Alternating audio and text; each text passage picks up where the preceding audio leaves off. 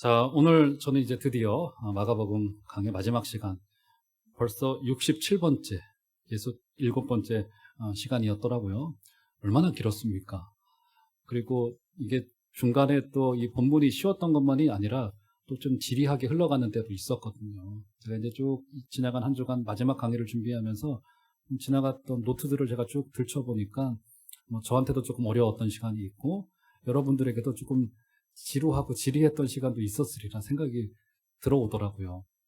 이렇게 인내로 마지막까지 쫓아와 주시고 함께 해주신 여러분들 감사드리고, 이렇게 코로나로 어려운 중에도 또 예배 가운데 함께 해주신 여러분 참 고맙고 감사하고, 저가 또 개인적으로도 감사하지만 또 우리 하나님께서 여러분들을 보시고 얼마나 흐뭇하시고 좋으실까. 이 어려운 중에도 함께 예배의 공동체로 모이고 하나님 말씀 듣기를 사모하고 하는 것이 얼마나 또 귀중하고 소중한지를 다시 배우고 이 자리에 온 거 아니겠습니까? 그래서 이 이후로 또 제가 또 주일을 말씀을 준비할 때도 저를 놓고 계속 기도해 주시기를 부탁을 드리겠고 항상 사모해 주시기를 부탁을 드리겠습니다.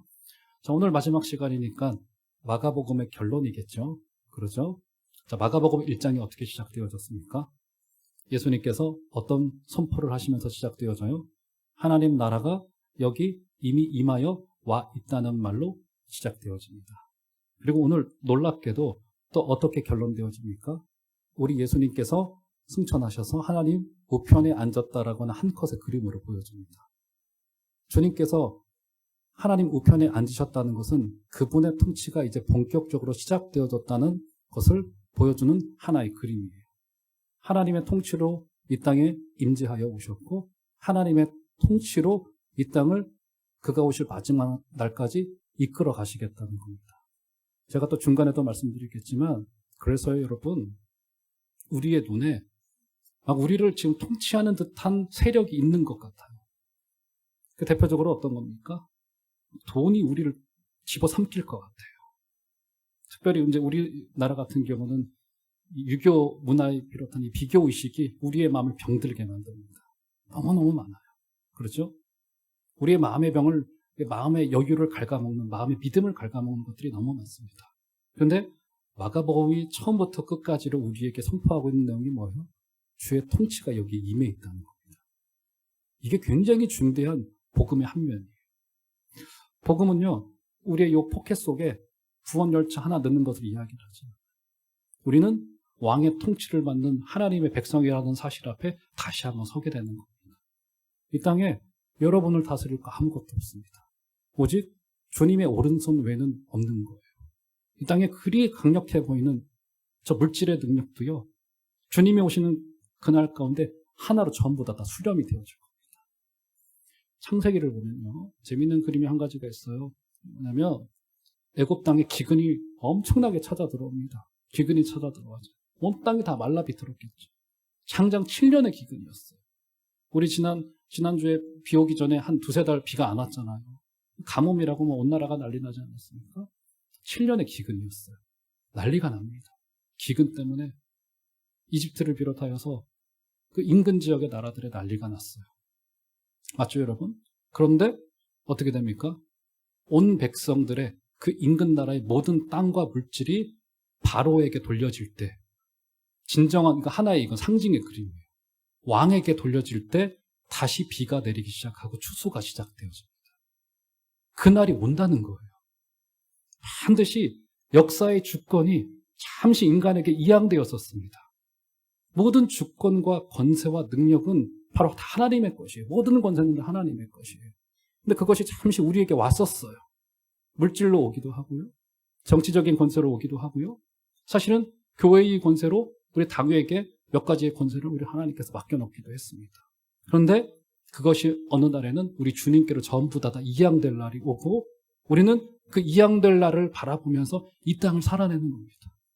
그래서 주신 모든 물질과 권세와 모든 것들은 주님의 것이라는 사실 앞에 다시 한번 우리가 고백되어져야 되고, 그리고 주님의 것인 줄을 알고 덜덜덜덜덜덜덜 떨면서 행사해야 됩니다. 그리고 주신 모든 것은 다 사명이에요. 모든 게 사명인 겁니다. 우리 건강이 있다면 그 건강 사명입니다. 우리에게 좋은 자녀들을 줬어요. 걔네들도 사명이에요. 물질을 하나님이 주십니다. 그 물질도 사명입니다. 모든 것이 다 사명인 거예요. 그래서 마가복음은 하나님의 통치로 시작되어져서 하나님의 통치로 끝나더라라고 하는 것이 전체의 그림인 겁니다. 자, 그러면 조금 더 구체적으로 들어가서 오늘 마가복음의 결론이 우리에게 무엇을 말하고 있고 결국 주의 제자들에게 우리 주님께서 무엇을 부탁하셨는가를 한번 보시면서 말씀의 마무리를 좀 해보도록 하겠습니다. 자, 14절 보시면, 자, 먼저는 14절을 좀, 첫 절을 좀 보시죠. 자, 한번 다 같이 14절 읽어보도록 하겠습니다. 시작. 그 후에 11 제자가 음식 먹을 때 예수께서 그들에게 나타나사 그들의 믿음 없는 것과 마음이 완악한 것을 꾸짖으시니 이는 자기가 살아난 것을 본 자들의 말을 믿지 아니함일러라. 네, 우리 2주 동안 살폈죠. 계속 막달라 마리아를 비롯하여서 몇 명의 부활의 목격자가 있었습니다. 그들이 가서 이미 주님이 가르쳤던 바 그 내용을 내가 증언했노라고, 내가 보았노라고 그들이 증언했어요. 내가 천사들을 통하여 증언을 받았고 빈 무덤을 보았고, 네, 그래서 그들이 가서 증언했습니다. 근데 여기 제자들이 믿어요, 믿지 않아요? 안 믿어요. 14절에 보니까 믿음 없는 것과 마음이 완악한 것을 우리 주님이 직접 나타나셔서 꾸짖으셨다고 이야기를 합니다. 자, 한번 보세요. 자, 11절 가보시면 11절, 그 위에 11절. 자, 눈으로 넣어보시면 제가 읽어드릴게요. 그들은 예수께서 살아나셨다는 것과 마리아에게 보이셨다는 것을 듣고도 어찌했다고요? 믿지 않고 있었어요. 막달라 마리아를 통하여서 제자들에게 증언했는데 그들은 안 믿어요. 자, 13절 한번 다 같이 읽겠습니다. 시작. 두 사람이 가서 남은 제자들에게 알리었으되 역시 믿지. 네, 지난주에 이야기의 주인공이었죠. 엠마오로 가는 두 제자들에게 주님께서 나타나셔서 직접 구약 성경을 풀어서 부활을 설명해 주셨어요. 그들이 마음이 뜨거워지고 성령의 은혜가 임했습니다. 가서 즉시로 전했겠죠. 근데 믿어요, 안 믿어요? 안 믿어요. 안 믿습니다. 그리고 오늘 14절에서도 주님께서 그들의 믿음 없음과 심지어 그들의 마음이 완악하였다고 기록하고 있습니다. 그들이 믿지 않았기 때문에 그랬다라고 성경이 기록해 놓고 있습니다. 지금 계속적으로 부활 이후에 제자들의 특징으로서 어떤 것을 이야기를 하냐면 그들의 믿음 없음을 계속 성경이 지적하고 있습니다. 믿지 않아요. 여러분, 믿지 않으면요, 진실로 달리 방도가 없습니다. 그래서 믿음이라는 말에 선물, 은혜란 말이 딱 들어맞아요. 믿지 않으면 정말 달리 방도가 없어요. 여러분, 그래서 우리 이제 2학기 때 또 우리 기도로 달려가야 될 텐데 저와 여러분들의 중대한 기도 제목 중에 하나가 뭐냐면 우리에게 믿음 주시옵소서, 믿음 주시옵소서, 믿음. 왜 믿음이라는 것이 용 쓰고 애쓴다고 되지가 않거든요. 이게 막 노력해서 밤을 새가지고 공부해서 이루는 것이라고 한다면 가능하겠어요. 그런데 이게 뭡니까? 죽어도 되질 않아, 이거는. 그 믿음은 오로지 선물이고 은혜인 거라고요.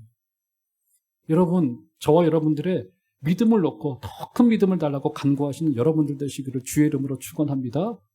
그리고요, 특별히 우리의 다음 세대들이 우리 하나님과 인격으로 만나서 그들의 믿음이 성장돼야 되겠습니다. 여러분, 진실로요, 그 아이들이 조금 세상적으로 조금 부족해도 괜찮습니다. 뭐가 중요해요? 믿음이 있을 때, 은혜가 있을 때 그 은혜가 그 아이들을 멱살 잡고 끌고 가더라고요. 저도 경험한 바이고요. 그래서 우리에게 있는 이 믿음이라는 이 선물이 굉장히 중요합니다. 뒤집어 말하면 뭡니까? 내게 지금 조금만 믿음이 있다라고 한다면 그거 뭐예요? 하나님의 선물이고 하나님의 은혜일 수밖에 없다는 거예요. 여러분, 특별히 우리 교회는 믿음 좋은 교회가 됐으면 좋겠고요. 믿음의 교회가 되어져서 이 땅을 정말 믿음의 눈으로 바라보게 되어지고 이게 하나의 가치관일 거 아니겠습니까? 그래서 이 땅을 새롭게 해석하고 마땅히 봐야 될 것을 보고 마땅히 올바르게 해석되어질 대로 해석되어져야만 되는 거예요. 이 땅을 한번 살펴보세요. 모든 사람들이요, 자신의 욕망을 실현시키기 위한 도구로 자신의 삶을 소비합니다. 그렇잖아요, 여러분. 정치에서도 여러분 어떻습니까? 표를 던지는 게 어디 있어요? 내가 가지고 있는 욕망을 어떻게 이 권세가 이루어질 것인가에 자기의 표를 던지더라고요. 모든 것이 개인의 욕망, 개인의 갈망에 모든 것이 집중되어져 있어요. 우리는 그때 믿음의 눈을 탁 들어서 마치 롯은 자기의 눈을 들어서 좋아 보이는 땅 저기 멀리로 갑니다. 그렇죠? 거기가 어디였어요? 소돔과 고모라였어요. 그런데 성경은 굉장히 비교적으로 어떻게 아브라함에 대해서 대조적으로 표현해 놓고 있습니까? 하나님이 아브라함의 눈을 들어 보게 하셨다고 성경이 기록해 놓고 있어요. 믿음이라는 것은 그래서 마땅히 봐야 될 것을 보는 행위가 바로 믿음이라고 하는 행위입니다. 사랑하는 성도 여러분, 믿음을 통하여서 하나님이 우리에게 보여주시는 그 원대한 비전을 함께 보는 은혜가 있기를 주의 이름으로 축원합니다. 무엇보다도 내 안에 싹트고 있는 믿음이라고 하는 것이 얼마나 중대한 선물인지가 눈이 떠졌을 때 비로소 볼 수 있게 되어지는 거예요. 맞죠, 여러분? 그런데 지금 제자들은 어때요? 지금 보고도 주님의 소식을 듣고도 그들은 믿지 못하고 있었던 상황이었습니다. 주님이 얼마나 답답하셨겠습니까? 그래서 직접 나타나셔가지고 그들의 믿음 없음과 마음에 완악한 것을 꾸짖으셨다고 성경이 기록해 놓고 있어요. 그렇죠? 제자들의 특징이 믿음 없음이라고 하는 특징인데, 그리고서는 매우 중대한 말씀 한 가지를 하십니다. 자, 15절 보시면 자, 이런 말씀 하세요. 자, 다 같이. 자, 마가복음 16장 15절은 마가복음의 대위임 명령과도 같아요. 한번 다 같이 한번 한 소리를 읽겠습니다. 시작. 또 이르시되 너희는 온 천하에 다니며 만민에게 복음을 전파하라. 이 한 절은 굉장히 은혜로워요. 뭐 당연한 말씀인 거고 우리가 순종해야 될 말씀인 거죠. 그런데 조금만 생각을 해보시죠. 이 말씀을 지금 누구에게 줬습니까? 14절에 믿음 없는 제자들에게 줬어요. 심지어 우리 주님께서는 그들의 마음이 완악하다고까지 그들을 평가절하하셨습니다. 그런데 주님을 전해야 될 그 복음 전파를 누구에게 맡기냐면 그 믿음 없는 제자들에게 복음을 위탁하셨어요. 지금 14절과 15절이 뭔가 이게 아구가 지금 맡고 있지 않는 상황인 거잖아요. 저 같으면은 못 맡길 것 같아요. 아니, 믿음도 없는데 무슨 복음 전파를 맡깁니까? 지금 제자들의 코가 석자인데요. 그러지 않겠어요? 근데 우리 주님께서는 지금 그들에게 복음 전파를 맡기세요. 연약하고 부족하고 심지어 증언을 듣고도 믿지 않고 있는 그들에게 주님께서 어떤 말씀을 주십니까? 너희는 온 천하에 다니며 만민에게 복음을 전파하라. 왜 주님께서 이렇게 믿음 없는 제자들에게 복음을 위탁하셨을까요? 여러분, 고린도전서 1, 2장을 보면요, 복음을 설명을 하는데, 복음 전파를 설명하는데 이런 식으로 사도 바울이 고린도 교회에게 설명을 합니다. 복음 전파가 어떻게 이루어지냐면 전도에 미련한 것으로 강한 자들을 부끄럽게 하겠다라고 표현합니다. 그리고 이것을 복음의 능력이라고 말해요. 다시요, 굉장히 중요합니다. 전도에 미련한 것, 얼마나 미련해 보입니까? 특별히 그 시대 가운데 철학이 발전하고 그리스 헬라 문화가 주름 잡고 있는 시대 속에서 바울이 전하고 있는 복음이라고 하는 것이 굉장히 어리석어 보였단 말이죠. 그래서 전도에 미련한 것으로 강한 자들을 부끄럽게 하겠다라고 사도 바울이 복음의 능력을 그런 식으로 소개하고 있습니다. 무슨 이야기를 하고 있는 겁니까? 복음은 절대로 인과관계가 아니라는 거예요. 지금 한국인의 심성 속에는요, 뿌리 깊게 내려져 있는 게 뭐냐면 인과응보 정신이에요. 그래서 조금 뭐가 좀 잘못되고 안 되면 너무너무 크게 부끄러워하는 경우들이 많습니다. 내가 부족하니까 이렇게 됐지. 아니면 내가 하나님 앞에 뭐가 좀 부족한가를 늘 반성하는 자세는 나쁘진 않겠지만 그것을 본인을 끊임없이 정지하는 형태로 가는 경우들이 상당히 많이 있습니다. 복음은요, 절대로 인과관계가 아닙니다. 인간의 조건, 그에 따른 결과가 아니라는 거예요. 만약에 인간의 조건이라고 한다면 보아이신 주님이 우리 대신 돌아가실 필요가 없으셨겠죠? 맞죠, 여러분? 복음은 그것을 뛰어넘는 하나님의 은혜라고 하는 사실이에요. 사랑하는 성도 여러분, 우리 주님께서는 자신의 그 귀한 복음을 믿음 없는 제자들에게 맡기셨고 그들은 곧 이내 성령의 충만함을 받고 변화되어져서 교회를 일구는 위대한 일꾼으로 성장한 것을 우리가 읽게 되어지는 거 아니겠습니까? 우리 주님은 바로 이런 복음을 우리에게 증언하셨습니다. 사랑하는 성도 여러분, 이번 한 주간에도 복음의 중대한 속성인 복음은 믿음은 은혜이고 선물이라는 사실 앞에 서주시는 여러분들 다 되어주시기를 주의 이름으로 축원합니다. 자, 복음은 그런 거예요. 자, 이렇게 복음을 전해지게 될 겁니다. 자, 복음은 이렇게 인간의 조건과 상관없이 분명히 증언되어지고 교회가 세워질 거예요. 자, 그런데 이렇게만 있어서는 안 되잖아요. 복음은 위대한데 전하는 우리가 늘 믿음 없음의 모습대로만 있다라고 한다면 인지 부조화 현상이 일어나기 때문에 우리도 괴롭고 복음도 전해지지 않게 될 겁니다. 그래서 우리 주님께서 표적을 보여주시겠다라고 이야기를 해요. 자, 그 부분을 볼까요? 자, 16절부터 보시면 제가 읽어드릴게요. 한번 눈으로 따라와 보세요. 믿고 세례를 받는 사람은 구원을 얻을 것이요 믿지 않는 사람은 정죄를 받으리라. 믿는 자들에게는 이런 표적이 따르리니 곧 그들이 내 이름으로 귀신을 쫓아내며 새 방언을 말하며. 자, 18절 다 같이 한번 읽겠습니다. 시작. 뱀을 집어올리며 무슨 독을 마실지라도 해를 받지 아니하며 병든 사람에게 손을 얹은즉 나으리라 하시더라. 17절에서 분명히 교회에게 무엇을 주신다라고 말합니까? 표적을 주시겠다. 표적을. 사인을. 일종의 사인을 주시겠다라고 말하면서 18절에서는 그 사인 중에 하나가 뭡니까? 뱀을 집어 올리며 무슨 독을 마실지라도 해를 받지 않겠다라고 하는 표적을 주겠다고 이야기를 합니다. 여러분 이거 어떻게 생각하십니까? 제가 그래가지고 궁금증이 일어나가지고 검색을 좀 해봤습니다. 실제로 기독교인들 중에 혹시나 이런 있더라고요. 미국의 한 목사님 중에 그분 성함도 공개되어져 있더라고요. 그분의 별명이 무엇이냐면 뱀 목사예요. 뱀 목사. 집안에 수십 마리의 독사를 키웠습니다. 수십 마리. 왜요? 이 말씀에 의거해가지고 뱀이 본인을 물지 않을 거라 생각했던 것 같아요. 그리고는 끝내 어떻게 됐냐면 이분이 뱀에 물리셨어요. 그런데 뱀에 물려도 괜찮다고 했으니까 하고 병원에 안 갔습니다. 어떻게 되셨겠어요? 돌아가셨어요. 저기 멀리 바다 건너 이야기냐? 찾아보니까 우리나라에도 있었습니다. 어느 지역이라고는 말씀드리지 않을게요.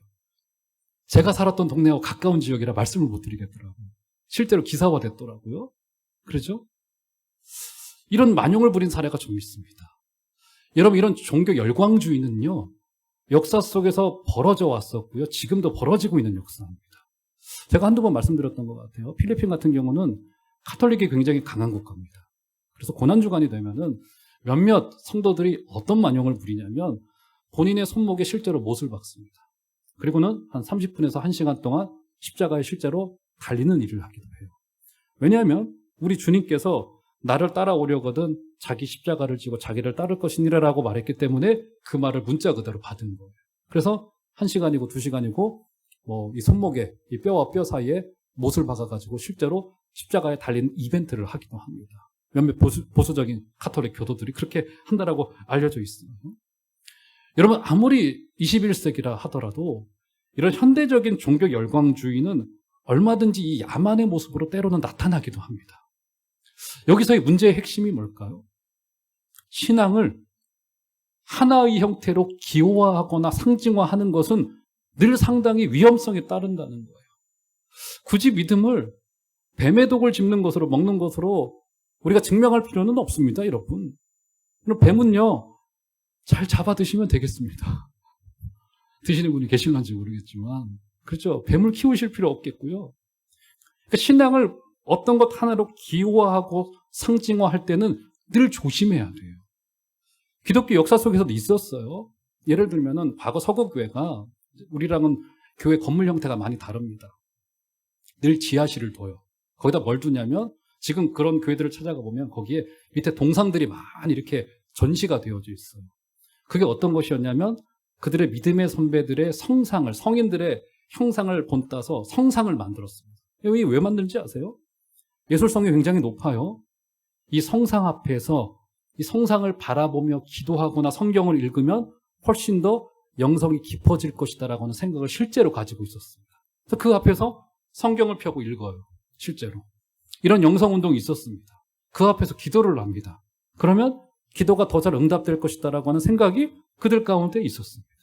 그러니까 신앙을 무언가의 하나의 형태로 기호화하거나 상징화하는 것은 늘 위험하고 이것이 잘못된 종교 열광주의로 흘러갈 가능성들이 얼마든지 있다라고 하는 사실인 거예요.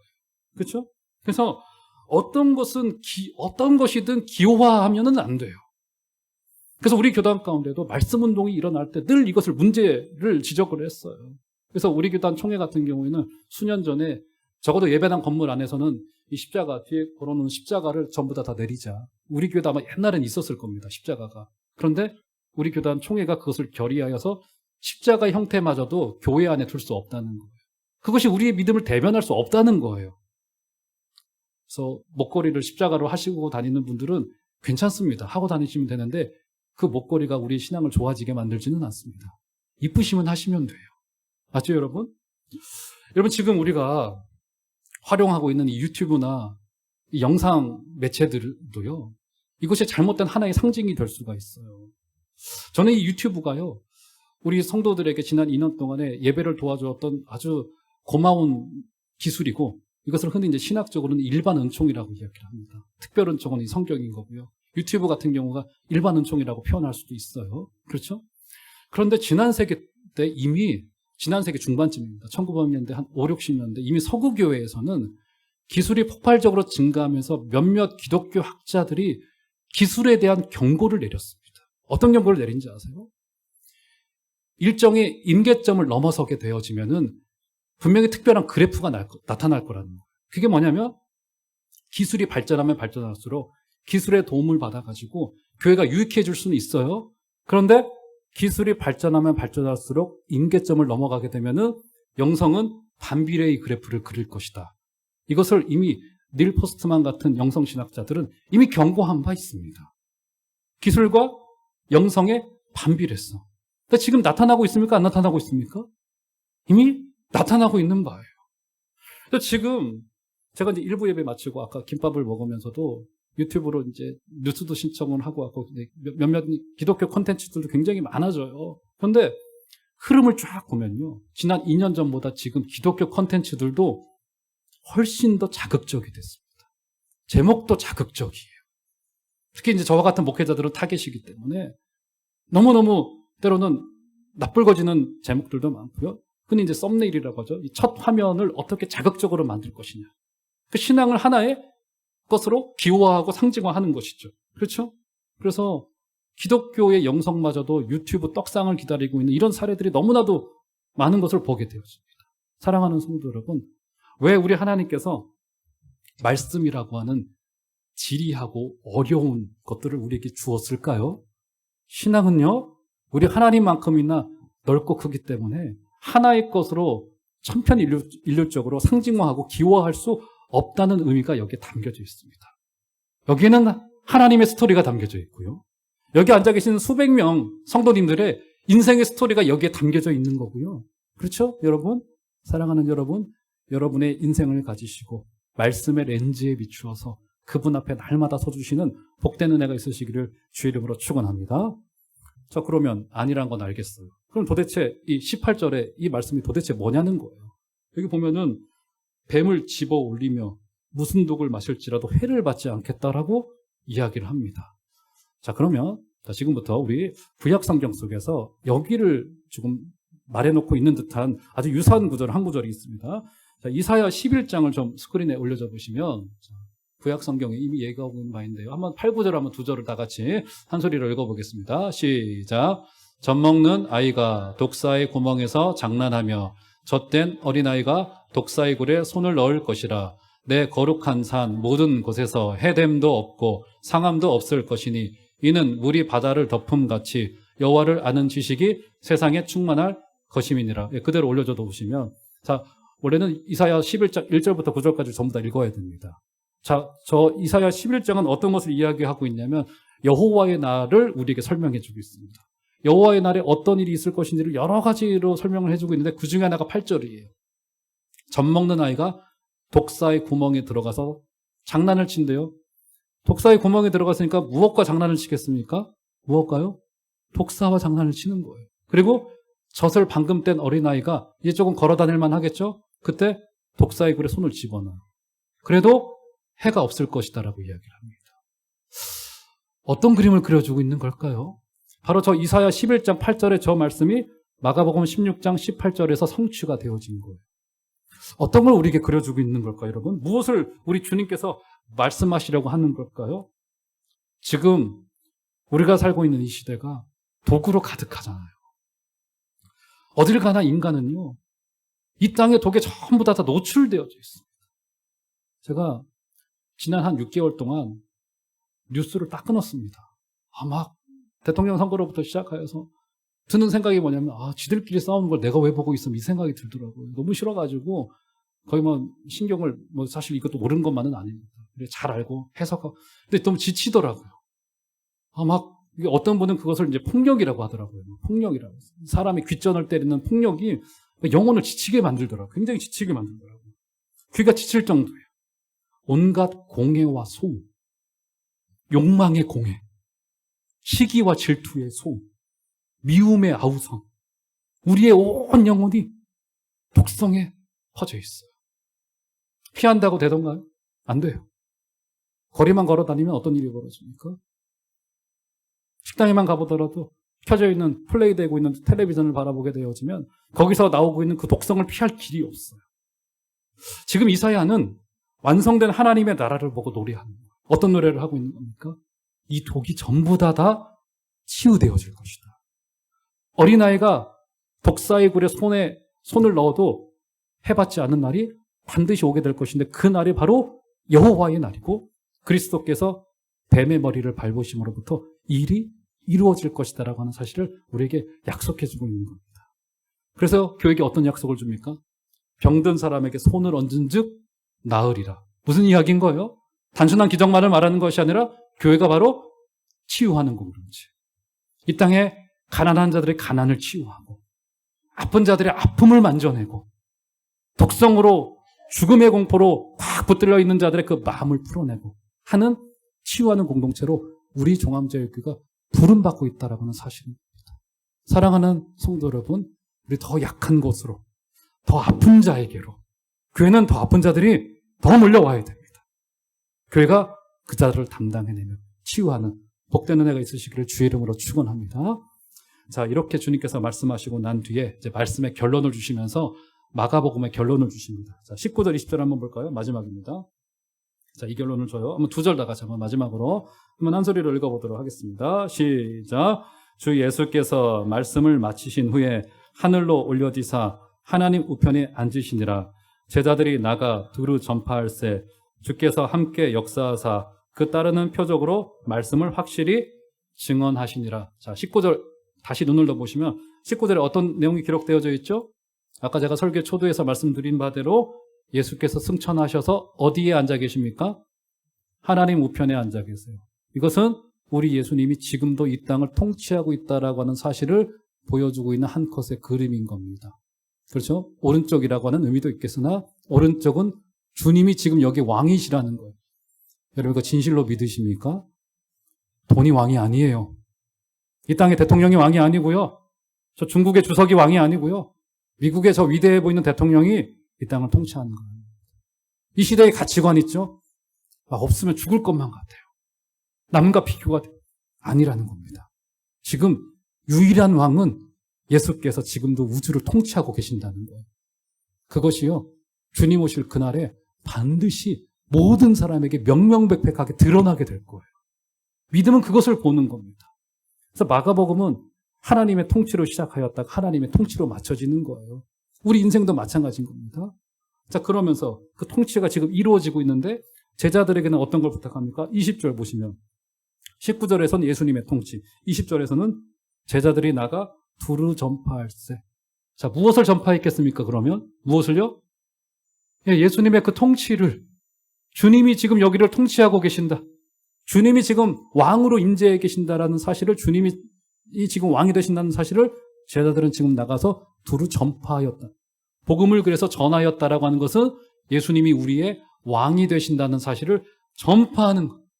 지금도 그분이 왕이 되셔서 우리를 다스리고 계신다라고 하는 사실입니다. 마가복음의 결론이 바로 그렇습니다. 이제 교회에게 이 소망과 사명이 우리에게 남겨진 거예요. 주님의 통치를 전하는 일입니다. 사랑하는 성도 여러분, 나가서 전하시는 여러분들 되시기를 주의 이름으로 축원합니다. 기독교 교육학자인 하워드 핸드릭스라고 하는 분이 생명을 잃어가는 단계를 3M 사이클로 설명을 했습니다. 세 가지의 M으로 설명을 했어요. 세 가지의 M으로. 첫 번째가 뭐냐면 운동입니다. 운동, 무브먼트. 기독교가 운동의 형태로 들어오면서 사람들이 그것에 휩쓸려서 믿음이라는 것을 얻은 것만 같아요. 운동의 형태로 믿음을 접하게 되어집니다. 성장도 되어지고 교회가 커지게 되어지고 교회가 조직화되어지고 하는 겉모습이 이제 드러나게 되어져요. 첫 번째 M입니다. 그런데 여기에서 빠진 것이 무엇이에요? 주님과 내가 인격으로 만나는 일이 결여되기 시작해요. 첫 번째 특징입니다. 첫 번째 M이에요. 두 번째 M은 뭐냐면 기계입니다. 기계, 머신. 이렇게 거대화되고 조직화되다 보니까 형식화된 예배, 감격이 없는 찬양, 절박함이 없는 기도가 당연시되는 현상이 벌어지고 맙니다. 그러니까 신앙이 기계화되어집니다. 기계화되어져요. 두 번째 M입니다. 세 번째 M은 그래서 어떤 결과가 찾아오게 되어져요? 그래서 교회가 기념비 같은 교회가 되어지고 맙니다. 박물관이 되어지고 말이에요. 박물관. 제가 그 유명한 영국의 그 대형 박물관 방문한 적이 있는데 전 세계의 모든 기념품들이 전부 다 모여 있습니다. 한국의 것도 있어요. 한 섹션, 한 이 정도 크기 되는 섹션을 빌려서 한국과 북한의 섹션이 쫙 유물들이 전부 다 전시되어져 있어요. 전 세계 유물들 전부 다 전시되어져 있어요. 멋져요? 거기에 생명이 있습니까? 없습니까? 없어요. 왜 이런 신앙을 잃어가는 단계가 벌어지고는 말까요? 왜요? 왜요? 우리에게 생명이 탄생되는 기쁨이 있지 않기 때문에. 복음을 전하는 기쁨을 우리가 실종하게 된다라고 한다면 신앙이 운동화되어지고 기계화되어지고 기념비화되어지는 일들이 때로는 벌어질 수밖에 없다라고 하는 사실입니다. 그래서 오늘 마가복음의 결론은 우리에게 나가서 그 왕의 통치를 전하셔야 된다는 거예요. 사랑하는 성도 여러분, 우리 종암제일교회는 날마다 생명이 탄생되어지는 기쁨과 감격과 희열이 우리 교회 공동체 가운데 넘쳐나게 되기를 주의 이름으로 축원합니다. 제가요, 이야기만 해드리고 마칠게요. 한 번은 제가 이야기했던 기억이 나요. 우리 어머님들을 다 기억하시잖아요. 우리 자녀들을 출산할 때 그 희열과 기쁨과 또 그 우여곡절과 이런 것들을 아시잖아요. 이제 우리 교회도 이제 조만간 또 출산을 앞에 두고 있는 가정이 좀 있는데, 저희가 첫째를 요 위에 창동에 있는 조그만 산부인과에서 낳습니다. 예정일쯤 되니까 그 전날 저녁에 진통이 찾아오더라고요. 뭐 가진통이 있고 진진통이 있다면서요. 그래서 진짜 진통인 것 같아요. 그래서 밤 한 10시, 11시부터 옆에 누워있는 자매가 계속 배 아프다고. 저는 졸린데 솔직히 배 아프다고 저도 잠을 못 잤습니다. 밤새도록 이렇게 끙끙 앓다가 다음날 아침 해 뜨자마자 택시 타고 이제 다니던 병원에 갔어요. 그랬더니 의사가 맞대요. 애 나오겠대요. 그래서 촉진제를 놓으니까 바로 진통이 이제 막 세지기 시작을 하더라고요. 그래서 밤새도록 이제 아내도 피곤했고 저도 좀 피곤했겠죠. 그리고는 한 10시쯤 돼가지고 장모님이 저 지방에서 이제 소식을 듣고는 첫째이다 보니까 이제 올라오셨어요. 제가 한번 이야기 드린 기억이 나는데 한 10시 반쯤 오셨나? 그랬더니 장모님이 저를 또 너무너무 사랑하세요. 가끔 저한테 존댓말 하십니다. 왜냐면 목사기 때문에 민망할 정도로. 그랬더니 저한테 자네 힘들었지, 배고프지, 가서 밥 먹고 와 그러시더라고요. 장모님이 저를 너무 사랑하시니까 저는 예 그럴게요 하고 가서 밥 먹으러 갔어요. 진통을 하고 있는데. 그래서 해장국에 깍두기 말아가지고 커피 한 잔까지 잘 먹고 왔습니다. 그리고는 어쨌든 애를 그렇게 그 오후쯤에 낳았어요. 뭐 이러면 안 되는 거죠. 그리고 낳고 나서 제 아내가 하는 말이 뭐냐면 절대로 둘째 안 갖는다고 했어요. 저한테. 정말 죽었다 깨나도 안 갖는다. 너무 힘들었고 낳는 것도 힘들기 때문에 제가 또 해장국까지 먹었죠. 얼마나 그러겠습니까? 근데 어때요? 2년 만에 또 둘째를 그것도 영국에서 가졌습니다. 낳습니다. 둘째 날 때는 저도 좀 긴장이 되더라고요. 외국이죠. 영국이죠. 또 해장국 먹으러 가면 안 되죠. 뭐 이게 있으니까 둘째를 제가 품에 안는 순간 이 얘 얼굴을 바라보니까 제가 한 가지 확신이 들었습니다. 얘는 이뻐질 수밖에 없겠구나라고는 확신을 가졌어요. 왠지 아세요?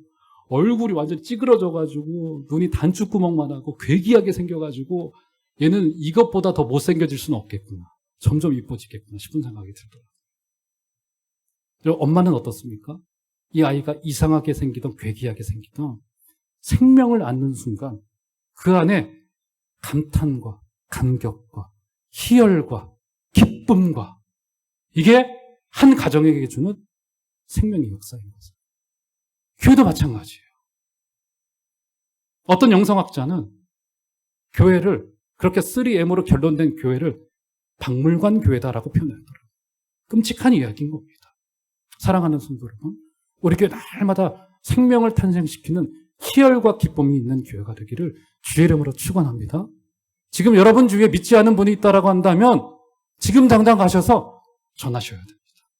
그리고 그들에게 생명의 복음을 알리셔야만 돼요. 우리 종암제일교회는 주님 오시는 그날까지 생명을 탄생시키는 아름답고 놀라운 복된 소식이 날마다 다 있게 되기를 주의 이름으로 축원합니다.